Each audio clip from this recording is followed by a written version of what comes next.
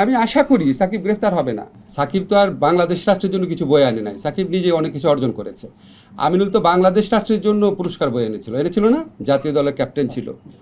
আমিনুলকে যেইভাবে অত্যাচার করা হয়েছে তখন কি আপনারা প্রশ্ন করেছিলেন? আমিনুলকে তো জেলে ভরা হয়েছে, সাকিবের বিরুদ্ধে মামলা হয়েছে। তারপরও আমরা, এটা পুলিশ প্রশাসনের ব্যাপার, আমরা যতটুকু বলার চেষ্টা করেছি।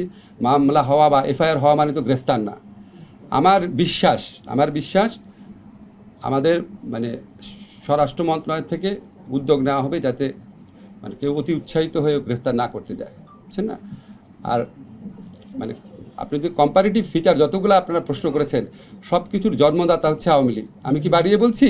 সব কিছুর কোন এক্সাম্পল চান? এবং তারা এমন একটা পর্যায়ে, আপনারা তো জানেন যে every action has some reaction, না ইকুয়াল রিয়াকশন বলে কিছু রিয়াকশন হয়, সেটা আমরা পছন্দ করি না, কিন্তু এই রিয়ালিটিটা তো বুঝতে হয় যে এটা তো আউট অফ দ্য ব্লু আসে নাই। আমিনুলকে গ্রেফতার করা হয়েছে, দিনের পর দিন জামিন দিচ্ছিল না। আমি নিজে শুধু প্রথম আলোতে কলাম লিখেছি, আমি আপনাদের কাউকে লিখতে দেখি নাই। আপনাদের পত্রিকায় একটা জাতীয় দলের বাংলাদেশ চ্যাম্পিয়ন হয়েছিল সাব গেমসে, তার চ্যাম্পিয়নশিপে গ্রেফতার করেছে, মামলা গ্রেফতার, দিনের পর দিন জামিন রিজেক্ট করেছে। সাকিবের বিরুদ্ধে শুধু মামলা হয়েছে, এবং আমি আশা করি সাকিব গ্রেফতার হবে না।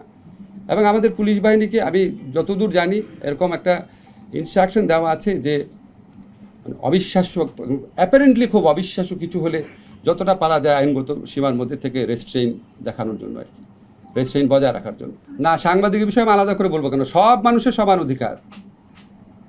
আদালত প্রাঙ্গণে সাংবাদিক প্রহত হবে না, কেউই হবে না প্রহত। এমনকি আদালত প্রাঙ্গণে যদি আপনি মানে খুনের দায়ে অভিযুক্ত, গণধিকৃত কোনো ব্যক্তিও যদি গ্রেফতার হয়, তাকেও আদালত প্রাঙ্গণে আক্রমণ করা যাবে। সাংবাদিকের স্পেশাল প্রিভিলেজ পাওয়ার তো কিছু নেই। আমাদের সংবিধানে সাংবাদিক অসাংবাদিক কোনো ভাগ করা হয়নি।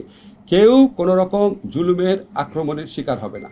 আমি সাংবাদিক সম্মেলন করব, আমাদের আইন মন্ত্রণালয় থেকে কী কাজ করা হচ্ছে, কিছু স্টেপস নিব, আপনারা শুনে খুবই খুশি হবেন।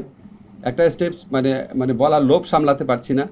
আমরা সর্বোচ্চ গুরুত্ব দিয়ে কিছু মামলা আইডেন্টিফাই করেছি, সেটাতে আমাদের আইন মন্ত্রণালয় থেকে যা করণীয় ঠিক করেছি, কাজ শুরু করেছি। তার মধ্যে সাগররুনি হত্যাকাণ্ড অন্যতম ব্যাপার।